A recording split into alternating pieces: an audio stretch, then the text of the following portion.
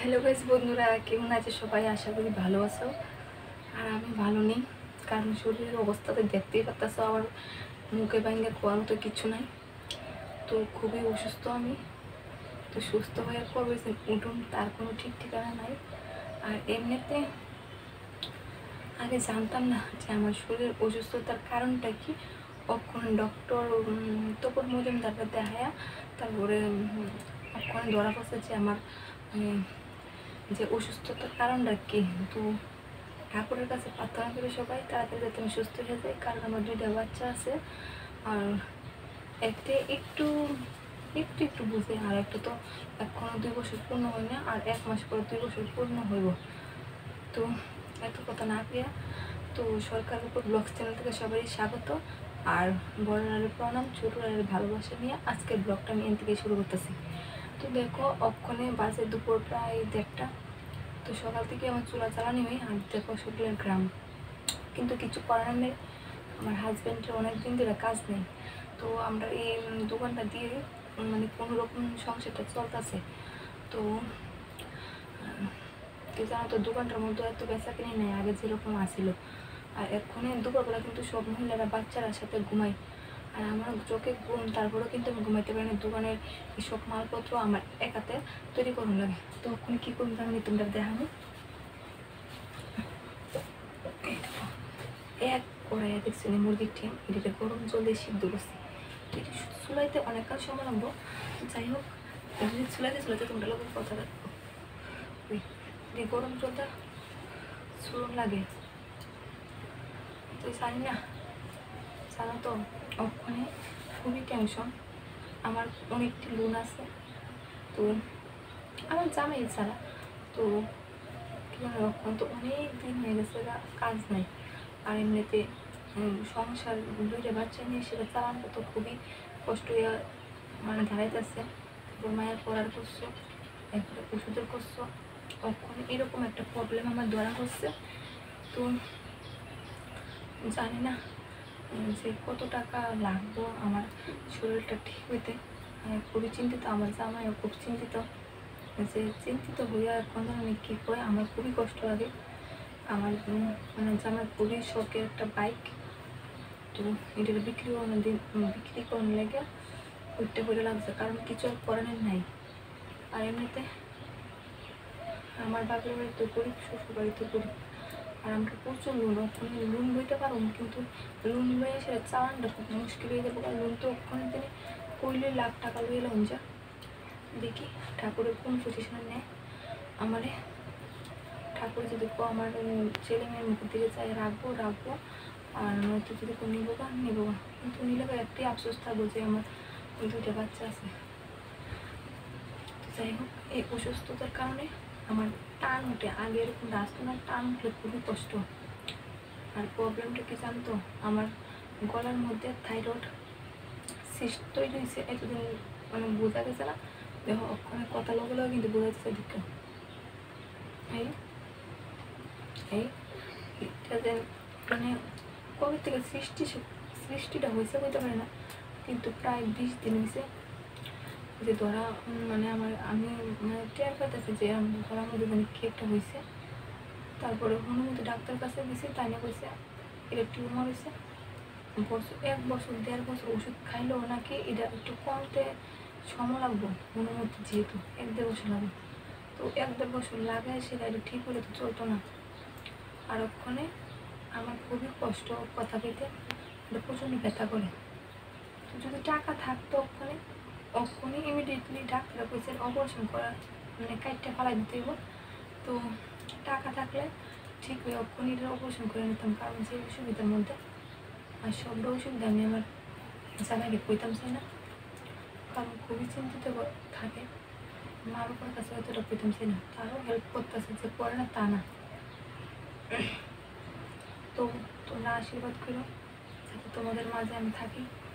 দেখছো তো আমার শরীরের কাটিং, কিন্তু অনেক ভিটামিন জাতীয় জিনিস খাই। তারপরে মাছ মাংস যতই করবো, মাছ মাংস মানে যেটা সংসারে লাগে এটা কিন্তু একদম কম খাই না। তারপরও বুঝি না যে আমার শরীরটা হইতেছে নাকি লেগে। অনেকে অনেক ধরনের কথা কয়, আর আমার নিজের কাছেও খারাপ লাগে যে কোন জায়গাতে গেলে না শাড়ি না ড্রেস কোনোটাই আমার ভালো লাগে না, শরীর এরকম শুকায় যায় আমার লেগে, সাজবো বিশ্রী লাগে, না সাজবো বিশ্রী, একদম বুড়া মানুষের মতনই লাগে। তো গুড়েল প্রতিদিন 2-3টা খাইয়ালে তো আমি যে শরীরটা হওয়ার লাগে। আমি জানি সাধারণত মানুষের একটা করে গুড়েল খাইলে শরীর ফুলা মারে, কিন্তু আমি 3টা খাইয়ালে প্রতিদিন ট্যাবলেট গুড়েল, কোনো কিছুই কাজ হতেছে না। দেখো আমার শরীরের অবস্থা। তো এখনই বুঝলাম যে কী কারণে আমার শরীরটা আর হতেছে না। তো আমি চাই জানি আমি কালো থাকতাম, সে পরিষ্কার কিনতে না, কিন্তু আমার শরীরটা যাতে সুস্থ হয়ে ঠিক জায়গায় তাই পৌঁছে দিতে পারি। তো বাবার ওখানে তো প্রত্যেকদিন আমি ডাকি তোমরা একটু তারপর আমার ভিডিও দেহ,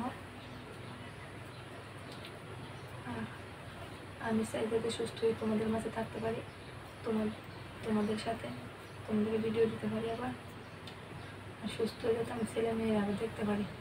তো খুবই চিন্তা জানো তো, দেখি অনেকে অপারেশন করার পর অপারেশন রুমে মারা যায়। তো আমারও একটা চিন্তা দিই, আমি ছেলে মেয়েদের অপারেশন করার আগে দেখে গেলে নিয়ে আবার অপারেশন করে নিয়ে না দেখি আমি শেষ হয়ে যাই। তো কাজে আমি কষ্ট পাই না, কাজে আমি ভয় পাই না। আমার জামাইয়ের কোনো দোষ নাই যে আমি কাজ করি, যে দোকানটা খুলনে লাগে আমি কইছিলাম যে আমার জামাইরে যে চলো আমরা একটা রেস্টুরেন্ট খুলি, কাজের ফাঁকে ফাঁকে চালানো। প্রথমে আসতাম আমরা বাড়িতে, তারপরে আস্তে একটা টঙ্গর বানিয়ে আগামী দুর্গাপূজার মধ্যে, তো আগামী বলতে 24শে সরি 23শে দুর্গাপূজা, এটা আমরা দত্ত সুমনি দোকানটা দিছিল। তো ওখানে এটা কী করছে, একটা দোকান করে ভাড়া আনছে, কারণ রাস্তার সাইডে বাইপাসের রাস্তা কোন সময় গাড়ি আইনা উঠায় দেয়, খুবই চিন্তা, আর বৃষ্টি এলে বিক্রি করেন দেয়, এই কারণে একটা দোকান ঘর ভাড়া নিয়ে দোকান ঘরটার মধ্যে করে। তো যদি আমার জামাই বাড়িতে থাকে আমার লোক হেল্প করে, আর বাড়িতে না থাকলে তো আমার এক হাতে সব কর্ম লাগে। তো আমি করি না তোমরা লোকের শেয়ার করে, কিন্তু খুব প্রচণ্ড মাল কিন্তু বানানো বাকি দিচ্ছে, আমার দোকানের মালের আইটেমটা তোমরা লোকের শেয়ার করি। ডিম সিদ্ধ হয়, ডিম মামলেট হয়, ডালের বড়া হয়। আগে তোমার চুলা মটর বিক্রি করতো, এখন চুলা মটর বিক্রি করে না, কারণ একা এত কিছু সামলান যায় না। যখন টিফিন মানে কেউ নিতে হয় তখন চুলা মটর আরেকজনে নিতে হয়, তো দাঁড়ালে কাজ সম্ভব না, এত একলা করণে লেগে। তো আমার বাচ্চাটি ছোট্টোর কারণে আমিও যেতে পারি না দোকানে, যে আমার জামাই লোকে হেল্প করবো। আর একজন কর্মচারী রাখতে পুষতো না, কারণ এত বেচা কিনে নাই ওখানে আমরা চমনের মধ্যে টিফিনের যে কর্মচারী রেখে সেটা কর্মচারীদের বেতন দিতে পারবো। তো ওখানে 600-700 টাকা বিক্রি করতে কষ্ট। প্রথম দোকান নিচে করে 1700-1800 বিক্রি করছে, ওখানে 500-600 টাকা বিক্রি করতে পারে না, কারণ নতুন আমরার মতন দেখা দেখি মনে হয়। আর 2টা দোকান খুলছে একটু দূরই, কিন্তু তারপরও চলে এখন কম। কিন্তু তারপর আইটেমটি করি চপ, সেন্টোস, মুরগির ঠ্যাং তো একটু হইব, মুরগির গিলা মাথা, মুরগির পোলট্রি মাংসের ভর্তা। তো কিছুদিন আগে বিরিয়ানিও বানাতাম, ওখানে বিরিয়ানিটা চলে না, রাত্রে খাই না বিরিয়ানি, তো বিরিয়ানিটা অফ ওখানে। তো ডালের বড়া, তারপরে আর কি পুরি সবজি ওখানে, চাউমিন, এতটুকু নেই। তো আর ভিডিওটা বাড়াতাম চাই না, আমার খুবই কষ্ট হইতেছে কথা থেকে তোমরা লাগে। তো সবাই সুস্থ রেখো, ভালো রেখো, মা বাবার খেয়াল রেখো, ভাই বোনের খেয়াল রেখো, পরিবারের খেয়াল রেখো, নিজের খেয়াল তো অবশ্যই রাখবা, কারণ আমার বোনে সবসময় তো সবাই খেয়াল রাখার আগে কিন্তু তোর নিজের খেয়াল রাখবি। নিজে যদি অসুস্থতা হয়ে যাবে তাহলে কিন্তু বাচ্চাটি দেখতে পারে।